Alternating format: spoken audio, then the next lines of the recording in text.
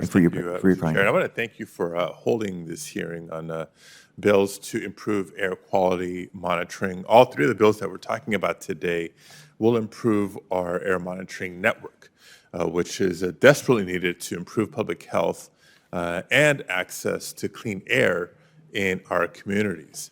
Now, California, as everybody knows, is no stranger to polluted air. Going back to 1955, 15 years before the Clean Air Act and before the creation of California's own Air Resources Board, the city of Los Angeles, where I was born and raised, experienced the single smoggiest day in its history. And I know firsthand what that is like. When I was a kid growing up in Los Angeles, I remember the smog days when we were sent home from school early due to the devastating air quality. We've come a long way in improving air quality and clean air access for our communities, but California's clean air gains have not necessarily been equitable throughout the state. I won't go into the entire history of redlining, but I think the results are devastatingly clear in many California communities. I'll just give an initial example. In the East Bay area in California, redline neighborhoods in Berkeley and Oakland, among others, were closer in proximity to polluting industries and further harmed by major highways that separated communities and increased exposure to pollution.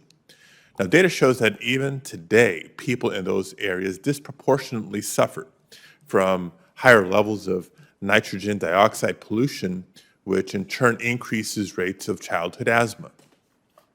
A study from 2019 focused on 8 California cities found that residents of historically red-light neighborhoods were twice as likely to visit emergency rooms for asthma.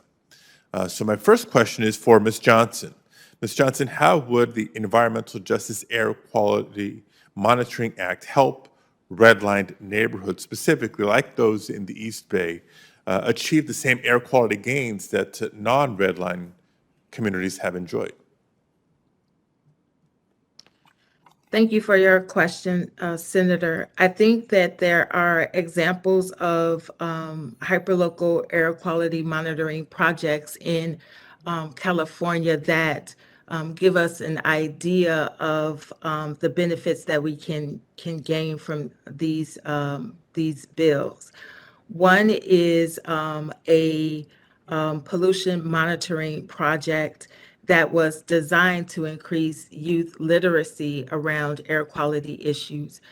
But what it really found was that as it followed youth in their day-to-day activities, it found that their exposure at home and at school to transportation pollution was higher than expected because of the path that they needed to take to walk back and forth between those two places. And when we think about a project that the NRDC, the environmental group, and Google engaged in, it really showed that people living in a redlined community have a higher percentage of exposure to pollution that is 8 times that of any other area. And so I think our ability to really be able to capture this data will be the first step, or an additional step in the path that we need to be able to actually bring corrective action to these communities that will improve air quality. Okay, thank you. And want to just piggyback on the question and the topic raised by Senator Markey about hyperlocal monitoring, which you just acknowledged once again. We've been working together with Senator Duckworth as well on an item. But I'll preface it with highlighting once again a tool developed in California known as Cal Enviro Screen that helps identify communities with the most significant pollution burden. Part of the innovation of Cal Enviro Screen is how it maps communities that are impacted by multiple sources of pollution, not just each source in isolation.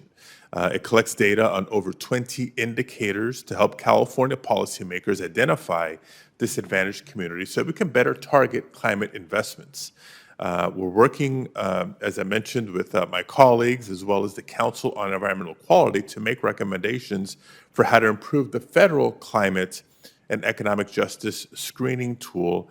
And we hope that our recommendations, which are based on lessons learned from California, can be used to improve both the federal tools and states that have similar tools. So, Ms. Johnson, how is Cal EnviroScreen unique in its use of air quality data?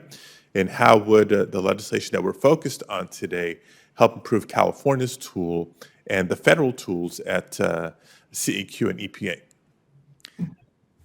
Ms. Yes, Johnson, I'm going to ask you to answer that very briefly. Time's expired on the floor, but answer that very briefly, and then we'll ask you to answer it more completely for the record. Go ahead, Ms. Johnson. well, the Cal EnviroScreen is unique in that it uses satellite data and pairs that with other sensor technologies. The process for that tool had a robust community engagement complement to it. And when we think about the climate and economic justice screening tool married with other data sets, as noted in these pieces of legislation today, we do think that that community engagement, the use of satellite data and other data sets will really go a long way in ensuring that we are able to direct benefits to communities that have been most impacted by redlining and air pollution. Good. I'm going to ask you to hold it at that. Again, Senator Padilla, thanks so much for coming back. And I want to thank all of our